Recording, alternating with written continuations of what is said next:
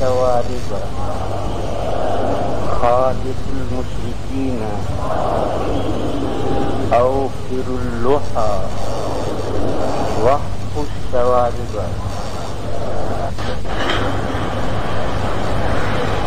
پھر جن کے نفلوں کو اس پر قیاس کیا جائے یا نہیں؟ صاحبین نے قیاس نہیں کیا،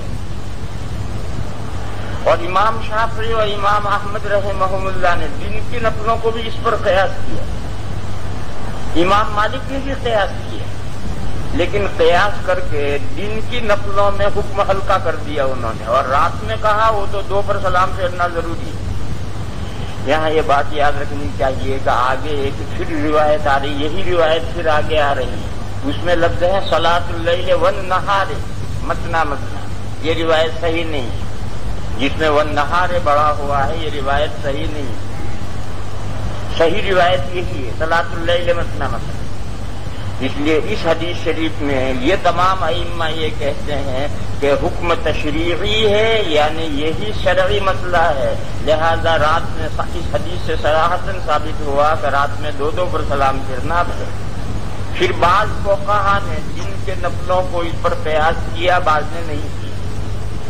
جنہوں نے قیاس کیا انہوں نے اس روایت کو قرینہ بنایا جو آگے آ رہی ہے صلاۃ اللیل والنہار مثنی مثنی، اس کو قرینہ بنا کر کے انہوں نے دن کے نفلوں کو اس پر قیاس کیا۔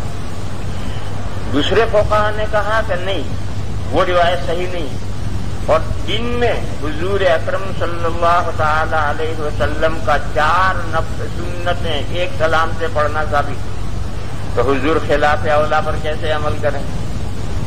اس لیے صاحبین نے اور حضرت اسحاق نے دن کے نفلوں کو رات پر قیاس نہیں کیا، بلکہ یہ کہا کہ دن میں 4 سنتیں ایک سلام سے افضل ہیں، رات میں دو دو پر سلام پھیرنا افضل ہے۔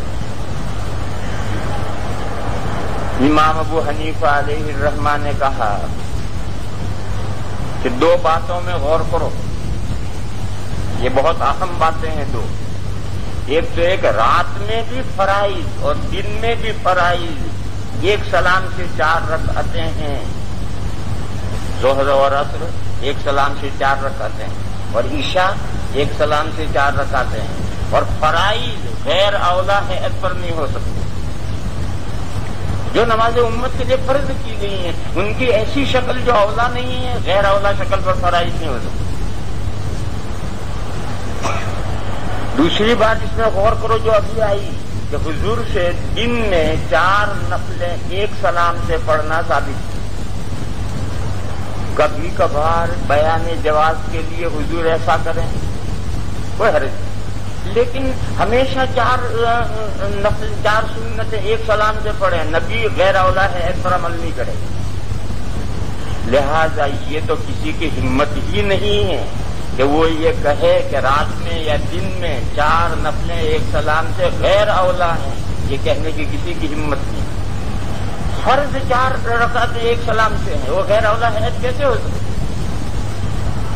نبی صلی اللہ تعالی علیہ وسلم نے دن میں 4 نفلیں ایک سلام سے پڑھی ہیں، وہ غیر اولا ہے کیسے ہو سکتے؟ اب رہا یہ کہ یہ حدیث ہے، امام اعظم کہتے ہیں کہ اس حدیث میں جو امر ہے، امر کہاں ہے؟ اس میں تو کہیں بھی امر نہیں۔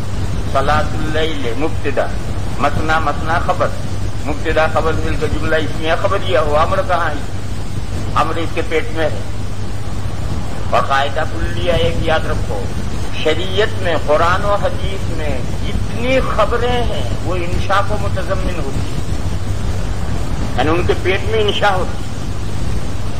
مثلا لا ایمان لمن لا امانت لہ، جس آدمی میں امانت داری نہیں ہے اس میں ایمان نہیں، یہ تو خبر دی نہیں، اس کے اندر امر ہے کہ امانت داری اختیار کرو۔ ہر مومن کو یہ حکم ہے کہ امانت داری اختیار کرو، یہ حکم کہاں ہے؟ اسی خبر کے پیٹ میں انشاء ہے، لہذا یہ قاعدہ کلیہ لو۔ اور مثال لو، من تشبہ بقوم فہو منہ، جو شخص کسی قوم کا ہم شکل بنتا ہے، جو شخص کسی قوم کا ہم شکل بنتا ہے وہ نہیں ہے جماعت۔ یہ ایک خبر دی لیکن اس میں انشاء ہے. وہ انشاء ہے کہ غیر اقوام کی مشابہت اختیار مت کرو. پہلے نہیں ہے اس کے اندر غیر قوموں کی مشابہت اختیار مت کرو.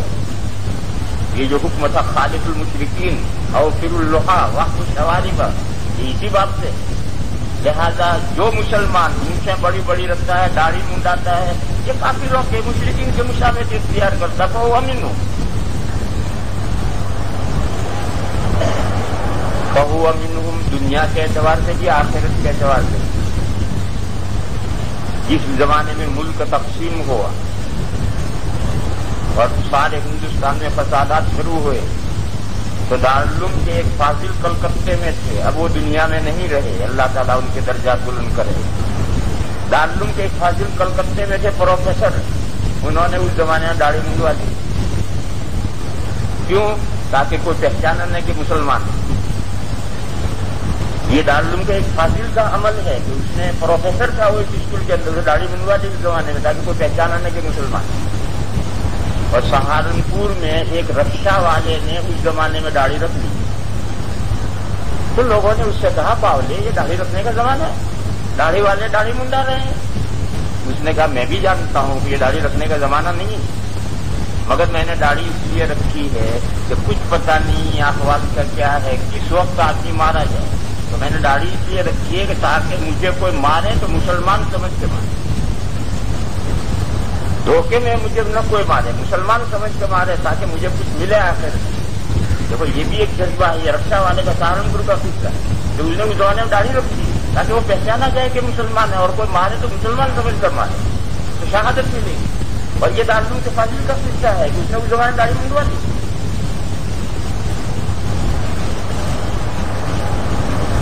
تو میں عرض یہ کر رہا تھا کہ یہ قاعدہ کلیہ ذہن میں بٹھا لو ہمیشہ کے لیے. شریعت میں قرآن و حدیث میں جتنے اخبار ہیں وہ سب انصاف و متضمن. اس میں پہلے امر ہوگا یا پہلے نہیں ہوگا. یا صلاۃ اللیل مثنی مثنی میں انشاء کہ رات میں تہجد کی نماز دو رکعت پڑھو. امام اعظم یہ کہتے ہیں کہ یہ جو امر ہے یہ تشریح نہیں ہے، ارشادی.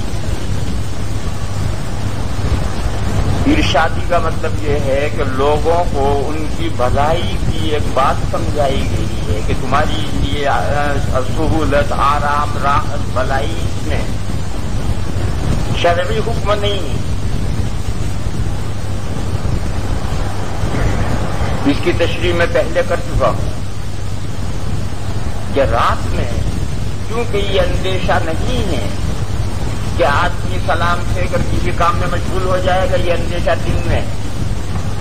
اور رات میں جو تہجد صحابہ پڑھتے تھے وہ بہت لمبی پڑھتے تھے، حضور بھی اور صحابہ بھی تہجد بہت لمبے پڑھتے تھے. دن میں نفلیں اتنی لمبی نہ حضور پڑھتے تھے نہ صحابہ پڑھتے تھے. تو رات میں تھکنے کا احتمال ہے اور کسی مشغلے میں مشغول ہو جانے کا اندیشہ نہیں. اس لیے حضور نے تہجد گزاروں کو ایک سہولت کی بات بتائی کہ تمہارے لیے سہولت اس میں ہے کہ دو پر سلام پھیرو، دو رکعتیں الگ الگ پڑھو. اور دن میں یہ ہدایت اس لیے دی تھی کہ دن میں نفلیں اولن تو لوگ لمبی نہیں پڑھتے. اور اس میں 4 کی نیت باندھنے میں فائدہ یہ ہے کہ اگر 2 پر سلام پھیرے گا تو ممکن ہے سلام پھیر کر کسی کام میں لگ جائے.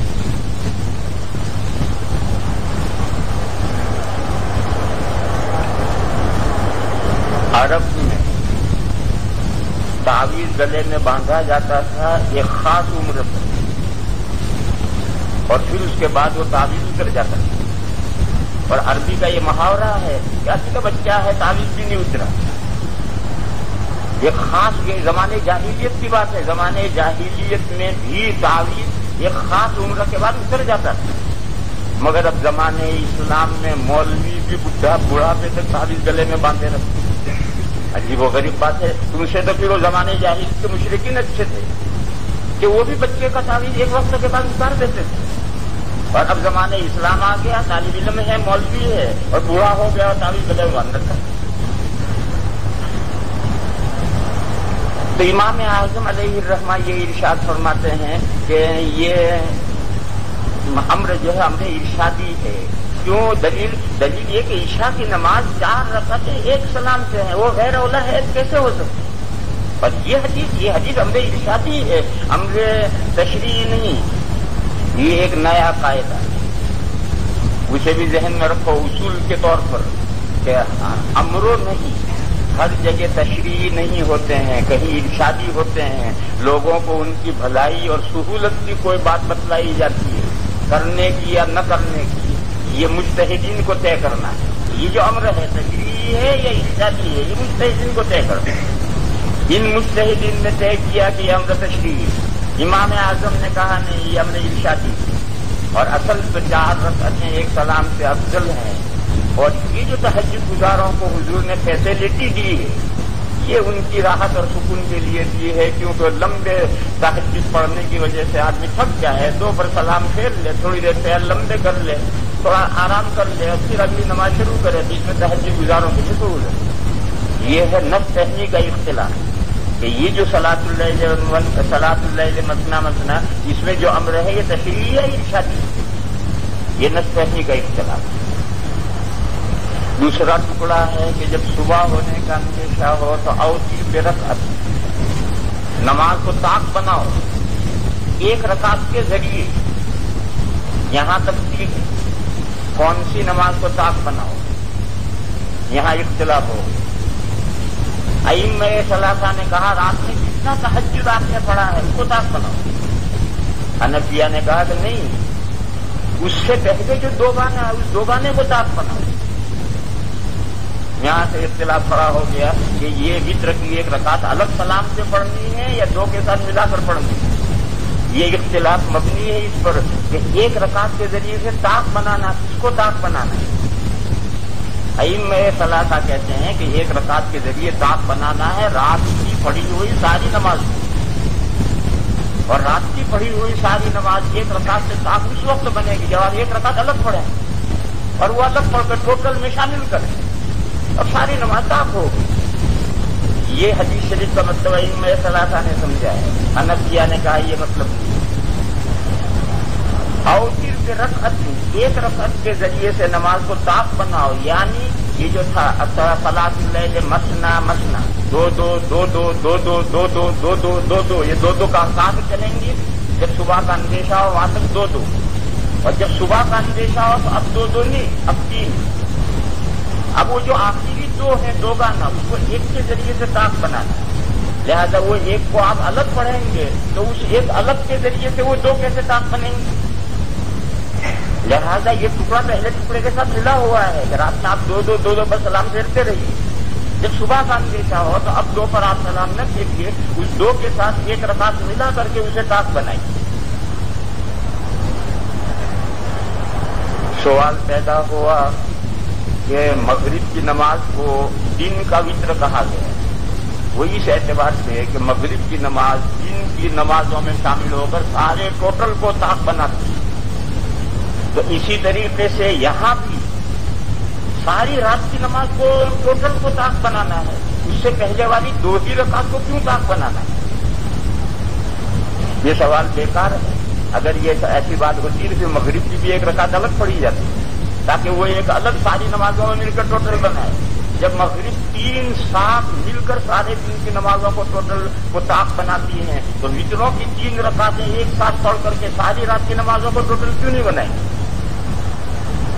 کہ نہیں ابھی سمجھے نہیں، ہم اور سمجھیں. امامت کے مسئلے میں یہ بات آئی ہے کہ امامت کے ساتھ حقیقتاً متصف امام ہے اور مقتدی اس کے واسطے سے متصف ہے.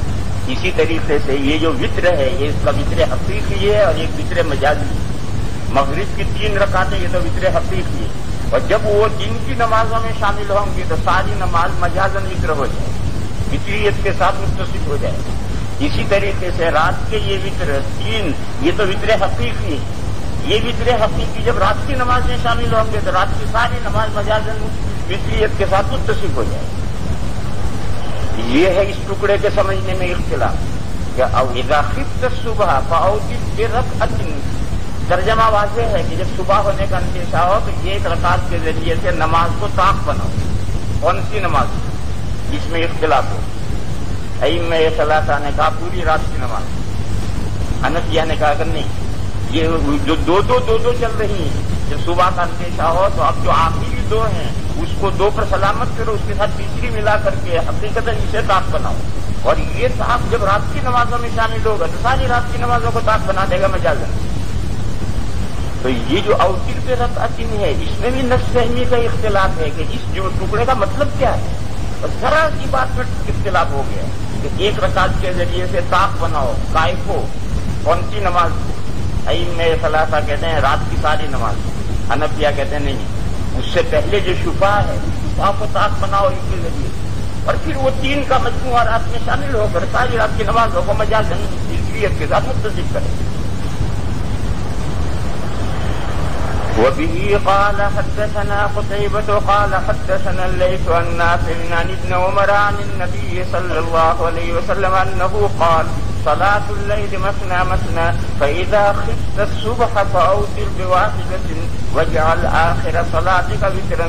وفي الباب عن عمرو بن عبسة قال أبو عيسى حديث ابن عمر حديث حسن صحيح والعمل على هذا عند أهل العلم أن صلاة الليل مثنى مثنى وهو قول سفيان الثوري وابن المبارك والشافعي وأحمد وإسحاق.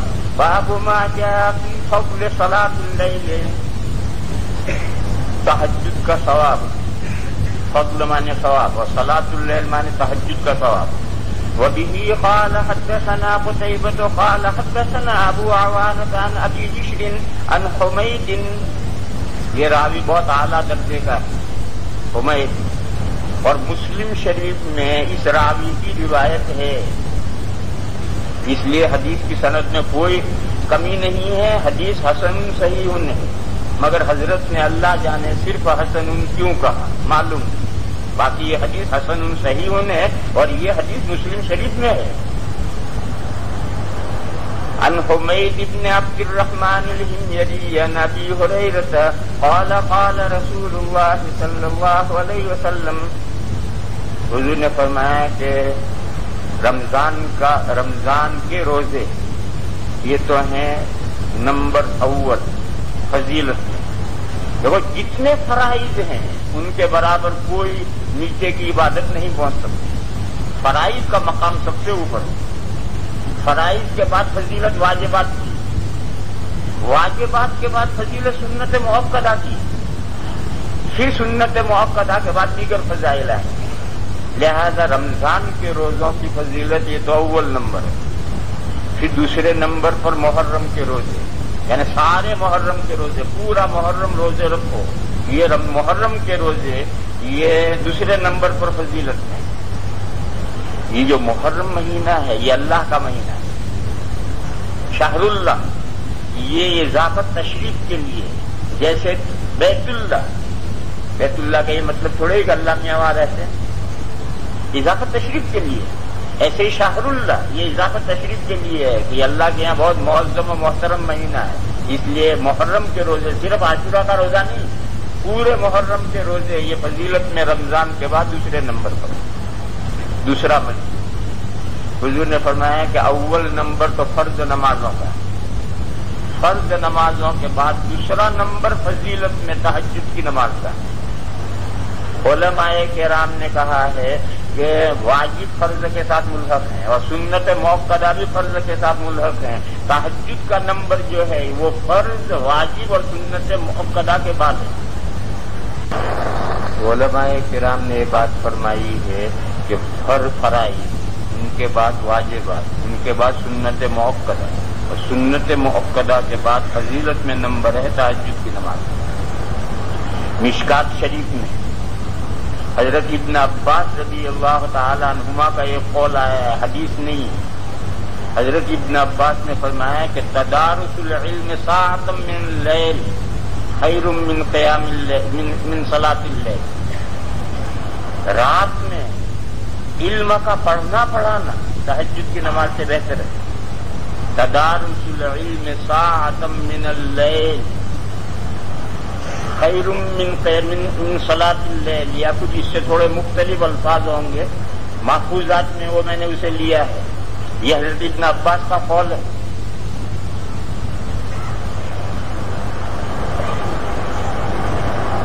غرض حدیث شریف میں کہنا یہ ہے کہ اس حدیث شریف میں تخصیص ہے.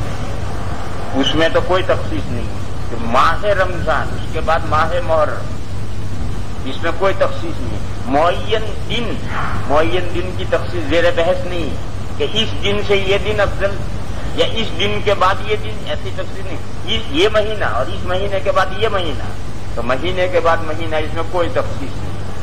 لیکن یہ جو کہا کہ فرائض کے بعد میں تہجد افضل ہے، اس میں تخصیص ہوئی ہے، واجبات کی تخصیص ہوئی ہے، سنت موقدہ کی تخصیص ہوئی ہے، اور ابن عمر تو رات میں پڑھنے پڑھانے کی بھی، ابن عباس تو رات میں پڑھنے پڑھانے کی بھی تخصیص کرتے ہیں۔ اسی کو کہتے ہیں عام مخصوص منہ الباس۔ قال رسول اللہ صلی اللہ علیہ وسلم الصلاة بعد الفریضة صلاة الليل وفي الباب عن جابر وبلال وابي أمامة قال أبو عيسى حديث أبي هريرة حديث حسن وأبو بشر اسمه جعفر بن إياس وهو جعفر بن أبي وحشية باب ما جاء في وصف صلاة النبي صلی اللہ علیہ وسلم بالليل۔ یہ تین باب ہیں ایک ساتھ، ان تینوں بابوں میں حضور اکرم صلی اللہ تعالی علیہ وسلم کے تہجد کی رکعتوں کی روایتیں کہ حضور تہجد میں کتنی رکعتیں پڑھتے ہیں۔ سب سے اعلیٰ درجے کی صحیح روایت یہ ہے کہ حضور 11 رکعتیں پڑھتے تھے، جن میں سے 8 تہجد کی ہوتی تھی، 3 وتروں کی۔ دوسری روایت صحت میں دوسرے درجے پر ہے، لیکن وہ بھی اعلیٰ درجے کی صحیح ہے، وہ یہ ہے کہ حضور 13 رکعتیں پڑھتے ہیں۔ اب یہ 13 رکعتیں کس طرح، اس کی تعین میں اختلاف۔ ایک تو یہ ہے کہ 8 رکعتیں تہجد کی، 3 وتروں کی اور 2 وتروں کے بعد کی نفل۔ کسی نے کہا کہ نہیں، 8 تہجد کی، 3 وتروں کی اور 2 فجر کی سنت۔ کسی نے کہا کہ نہیں، 10 تہجد کی اور 3 وتروں کی۔ یہ مختلف رائے ہیں۔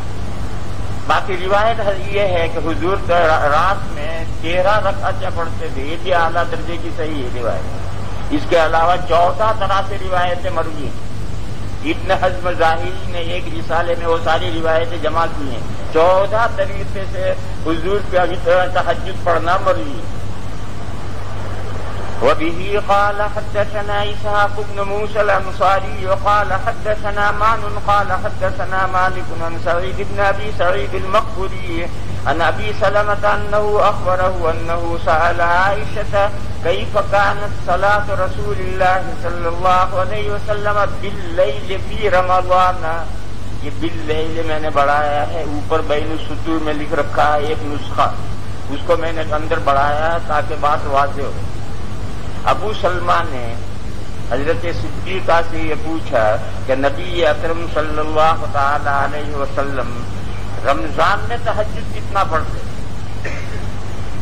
حضرت صدیقہ نے فرمایا کہ رمضان کے تعلق سے تہجد کی کمیت میں کوئی اضافہ نہیں ہوتا، 12 مہینے حضور 11 رکعتیں پڑھتے، رمضان میں بھی 11 رکعتیں پڑھتے، کمیت میں کوئی اضافہ نہیں ہوتا تھا، البتہ کیفیت میں اضافہ ہو جاتا تھا۔